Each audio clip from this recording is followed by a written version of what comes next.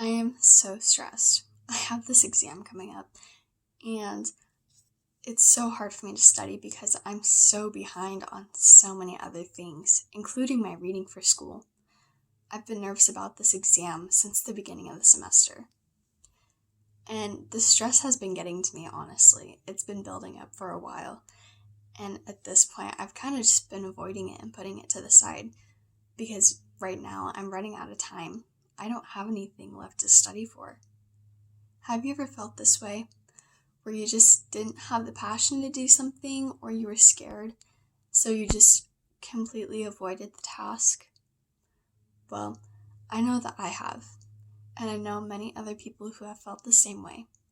My name is Savannah Hirsch, and I've been researching why people procrastinate and how to overcome it. So some reasons that we procrastinate are perfectionism, ambiguity, fear, not having passion. But there are methods that can help with this. Before we jump right into the methods of how to help, we need to first understand the reasons why we procrastinate. Starting with perfectionism. Sometimes we believe that we are imperfect and that everyone else is. And because of this, we might find it hard to compete with people who are perfect and believing that we have high and perfect expectations that we cannot meet. Ambiguity. Sometimes we just don't know what's expected of us, or we don't thoroughly understand the task at hand. It might have two meanings, and it's up to us to decide. And because of this, we might feel confused or feel like we don't have the skills to accomplish this because we don't know what's expected of us. Not having passion. Sometimes we aren't interested in something, or we're too busy, or whatever it is, it's not important to us, especially not in comparison to all of our other tasks that we're currently doing. Balavita, the author of The Procrastinator's Mind and Why We Procrastinate, stated that the law of entropy is a law that states that naturally things start moving towards disorder and unorganized states. But in order to fight against entropy, we need to have that passion and to fight against it. Fearing the end result is another reason that we procrastinate. Sometimes we're worried that we might not meet other people's expectations or that we'll fail in whatever we are trying to do. So in order to avoid the idea of failure, we avoid the task at hand altogether. Moving on to how to overcome these trials and all. We should start by segmenting our tasks. Sometimes the overall task might be very hard to focus on, but if we break it down, it'll be easier. Alicia Clark, psychologist and assistant professor at Chicago School of Professional Psychology, stated that when we fear a large task, it might be easier to break it down because then we'll have a better sense of accomplishment every time we finish a small task. And it overall brings us to closer success of the overall goal.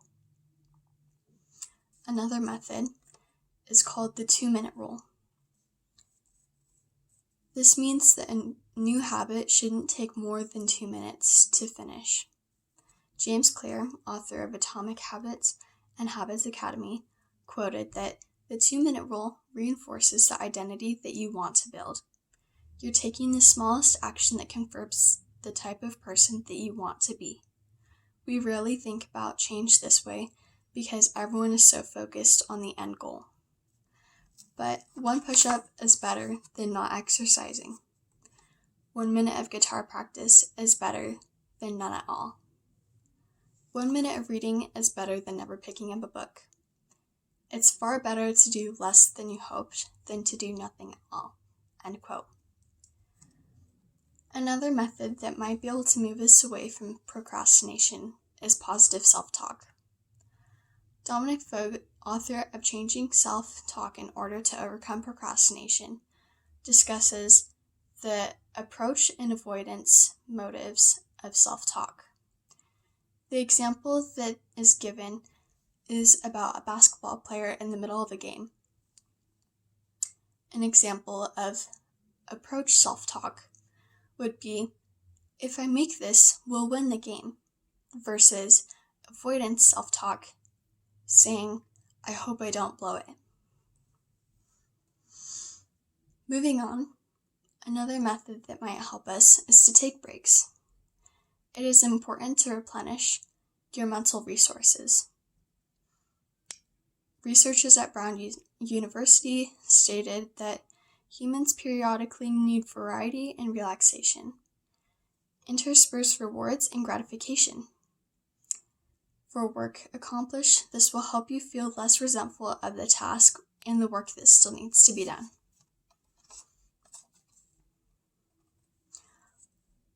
Ending this, pressure of perfection, ambiguity, fear, or lack of passion can be really hard to accomplish our tasks. But if we segment our tasks into smaller parts, practice the 2-minute rule and positive self-talk, and take breaks, it'll help us to be able to avoid procrastination and reach our goals, no matter what it is. I hope that these tips were able to help you overcome your procrastination and better understand it.